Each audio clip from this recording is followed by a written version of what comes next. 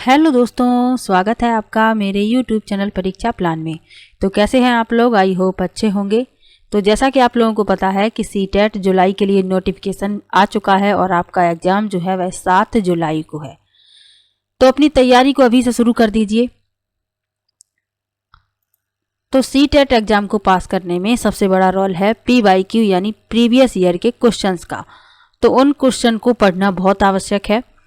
इसीलिए मैं EVS के सभी PYQ यानी प्रीवियस ईयर के सभी क्वेश्चन को सॉल्व करवाऊंगी। तो आज ये पेपर है 2011 वाला। 2011 में जो भी EVS के क्वेश्चन आए थे उनको सॉल्व करेंगे। तो चलिए वीडियो को शुरू करते हैं। यदि आप चैनल पर नए हैं तो चैनल को सब्सक्राइब कर लीजिए। इसके अलावा यदि आप SST के प्रीवियस ईयर के क्वेश्चन पढ़ना चाहते हैं तो मैं SST को भी सॉल्व करवा रही हूँ, प्रीवियस ईयर के सभी पेपर को। साइंस के क्वेश्चन को भी सॉल्व करवा रही हूँ, तो आप लोग वो वीडियो भी अवश्य देख लीजिएगा। पेपर सेकंड के लिए यदि आप तैयारी कर रहे हैं तो वो वीडियो भी देख लीजिए। इसके अलावा NCERT भी मैं पढ़ा रही हूँ। क्लास 6 to 8 की जो भी NCERT की बुक चलती है, SST के लिए हिस्ट्री, जियोग्राफी और पॉलिटी, और साइंस की जो भी बुक है क्लास 6 to 8 की, तो उनको भी मैं कंप्लीट पढ़ा रही हूँ। जियोग्राफी कंप्लीट भी हो गई है क्लास 6 की, और क्लास 6 की साइंस कंप्लीट होने वाली है और हिस्ट्री भी कंप्लीट होने वाली है। तो आप लोग वो वीडियो भी देखिए, क्योंकि NCERT भी बहुत ही ज़्यादा हेल्प करती है। आप देखेंगे कि प्रश्न जो हैं सीधे NCERT से ही उठा लिए जाते हैं। तो चलिए आज के वीडियो को शुरू करते हैं। तो पहला प्रश्न है, रानी अपने घर का कूड़ा नीचे दर्शाए गए दो तरीकों से दो ढेरियों में अलग करती है। यानी नीचे दर्शाए गए तरीके से दो ढेरियों में अलग करती है। तो एक ढेरी में क्या है? केले के छिलके, सब्जियों के छिलके, सूखी पत्तियां। दूसरे में है जैम की बोतल, सॉस की बोतल, उपयोग में लाई गई टूथपेस्ट ट्यूब और प्लास्टिक के खिलौने। अब बताना है कि रानी ने दो ढेरियों में कूड़ा निम्न आधार पर अलग किया। तो किस आधार पर अलग किया है ये बताना है। पहला विकल्प है दुर्गंध है, दुर्गंध रहित। दूसरा है अपघटित होने वाले, अपघटित नहीं होने वाले। तीसरा विकल्प है पुनः चक्रण किया जा सकता है, पुनः चक्रण नहीं किया जा सकता। और चौथा विकल्प है घरेलू कचरा है, औद्योगिक कचरा है। तो एक में आप देख सकते हैं केले के छिलके हैं, सब्जियों के छिलके हैं, सूखी पत्तियां हैं, तो ये अपघटित हो जाएंगे। और जैम की बोतल, सॉस की बोतल, उपयोग में लाई गई टूथपेस्ट ट्यूब, प्लास्टिक के खिलौने, ये अपघटित नहीं होंगे। तो एक में है अपघटित होने वाले और दूसरे में है अपघटित नहीं होने वाले। बी विकल्प इसमें सही है। अगला प्रश्न है, मीरा और दिव्या छोटी लड़कियां हैं। मीरा समोसे, कटलेट और डबल रोटी खाना पसंद करती है, जबकि दिव्या ऐसा भोजन पसंद करती है जिसमें लौह तत्व की कमी है। मीरा और दिव्या को निम्नलिखित बीमारियों में से कौन सी बीमारी होगी? पहला विकल्प है स्कर्वी और एनीमिया। दूसरा विकल्प है एनीमिया और रतौंधी। तीसरा विकल्प है मोटापा और एनीमिया, और चौथा विकल्प है मोटापा और स्कर्वी। तो आप लोग देख लीजिए कि मीरा क्या खा रही है, समोसे, कटलेट, डबल रोटी, तो उसका वेट बढ़ जाएगा, तो उसे मोटापा हो जाएगा। और जिसमें लौह तत्व की कमी है ऐसा खाना खा रही है दिव्या, तो उसे एनीमिया यानी खून की कमी हो जाएगी। सी विकल्प इस प्रश्न का उत्तर है।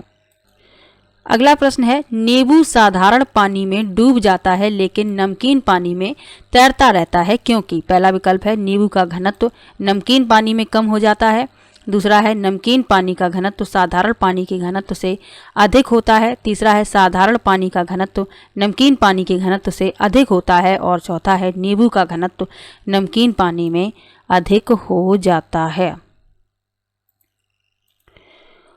तो नींबू साधारण पानी में डूब जाता है लेकिन नमकीन पानी में तैरता है, क्योंकि नमकीन पानी का घनत्व साधारण पानी के घनत्व से अधिक होता है। बी विकल्प इसमें सही है। इस प्रयोग को आप घर पर भी कर सकते हैं।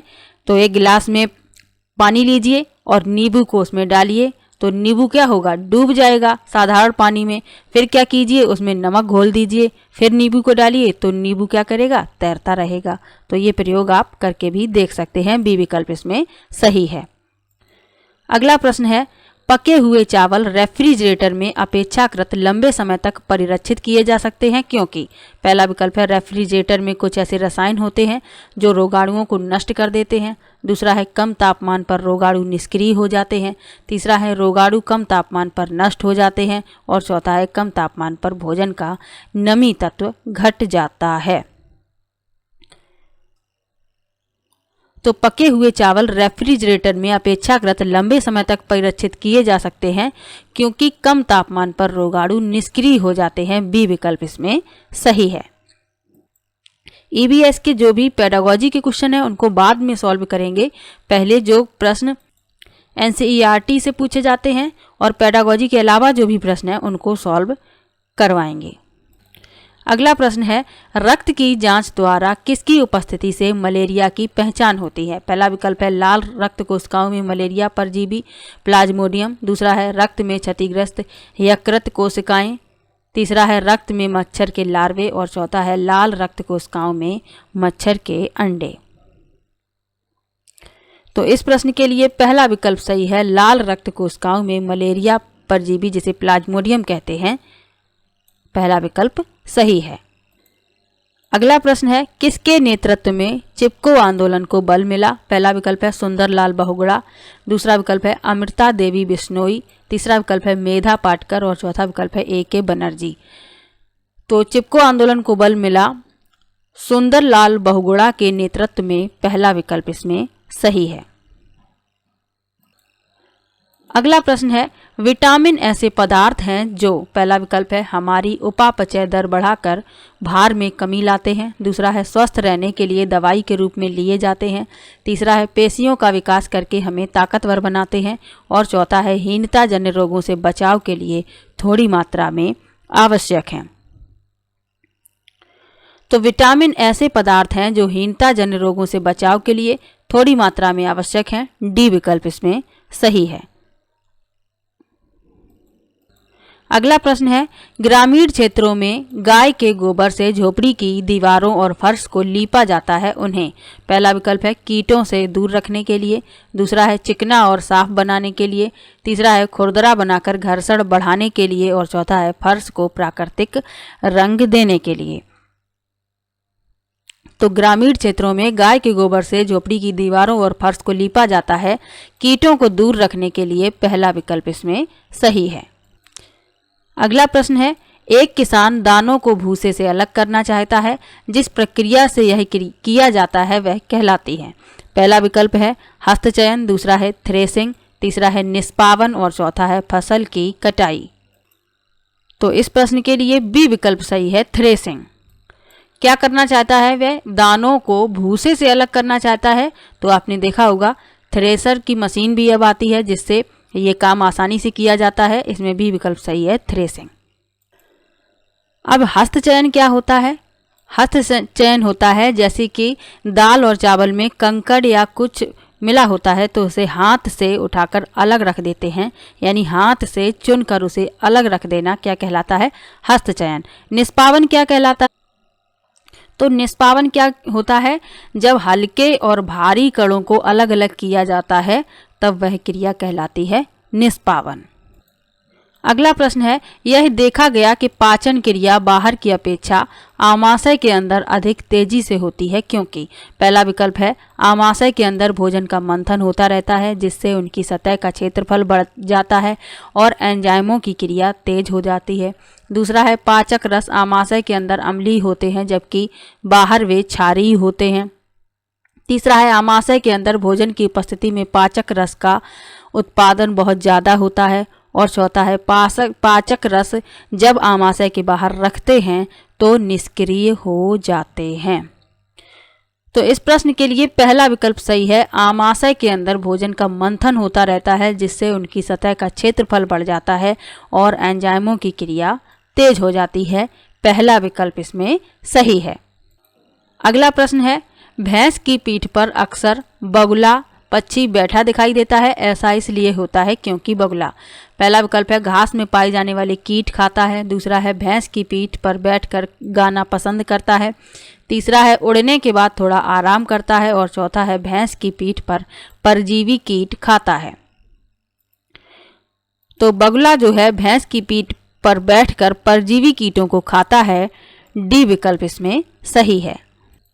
अगला प्रश्न है, क्वथन और वाष्पीकरण में अंतर है। पहला विकल्प है, क्वथन में द्रव से वाष्प में परिवर्तन देखा जा सकता है जबकि वाष्पीकरण देखा नहीं जा सकता। दूसरा विकल्प है, क्वथन से जल की अवस्था बदल जाती है जबकि वाष्पीकरण में नहीं। तीसरा है, वाष्पीकरण किसी भी तापमान पर हो सकता है जबकि क्वथन नहीं। और चौथा विकल्प है, क्वथन से द्रव का आयतन कम हो जाता है जबकि वाष्पीकरण में नहीं। तो इस प्रश्न के लिए तीसरा विकल्प सही है, वाष्पीकरण किसी भी तापमान पर हो सकता है जबकि क्वथन नहीं। क्वथन के लिए एक निश्चित तापमान होता है तो उसी पर क्वथन होता है। वाष्पीकरण किसी भी तापमान पर हो सकता है। सी विकल्प इस प्रश्न का उत्तर है। अगला प्रश्न है, एक पुरुष जिसका रक्त O है एक ए रक्त समूह वाली स्त्री से शादी करता है, उसके पहले बच्चे के रक्त समूह O होने की संभावना है। पहला विकल्प है 75%, दूसरा है 50%, तीसरा है 100% और चौथा है 25%। तो इस प्रश्न के लिए बी विकल्प सही है, 50%। अगला प्रश्न है, टूटता तारा उल्का है। पहला विकल्प है, एक समान गति से चलने वाला तारा। दूसरा है, एक चमकता पिंड जो वायुमंडल में एक समान गति से चलता है। तीसरा है, एक तारा जिसके एक सिरे पर पूंछ होती है। और चौथा है, उल्काव जो पृथ्वी के वायुमंडल में प्रवेश करते ही आग पकड़ लेता है। तो टूटता तारा जो है उल्काव है जो पृथ्वी के वायुमंडल में प्रवेश करते ही आग पकड़ लेता है। चौथा विकल्प इसमें सही है। तो ये जो पेपर था ये 2011 वाला था। इसमें जो भी ईवीएस के प्रश्न थे उनको सॉल्व कर लिया है। प्रीवियस ईयर के प्रश्नों को सॉल्व करना इसलिए आवश्यक है क्योंकि यही प्रश्न जो है आपको घुमा फिरा कर पूछे जा सकते हैं और कभी कभी तो पूरा प्रश्न ही उठाकर रख दिया जाता है। तो यदि आप प्रीवियस ईयर के प्रश्नों को सॉल्व कर लेंगे तो आप काफ़ी प्रश्नों को सॉल्व कर लेंगे पेपर में, क्योंकि ये प्रश्न जो हैं बहुत ही ज़्यादा हेल्प करते हैं। इसलिए मैं ईवीएस के पहले ऑफलाइन वाले सभी पेपर के ईवीएस के प्रश्नों को सॉल्व करवाऊंगी। प्रीवियस ईयर में जो भी हो चुके हैं 2011 से लेकर अभी 21 जनवरी 2024 तक जो पेपर हुआ है अभी तक। उसके बाद समय बचेगा तो ऑनलाइन वाले पेपर को भी सॉल्व मैं करवा दूंगी। तो चलिए मिलते हैं नेक्स्ट वीडियो में।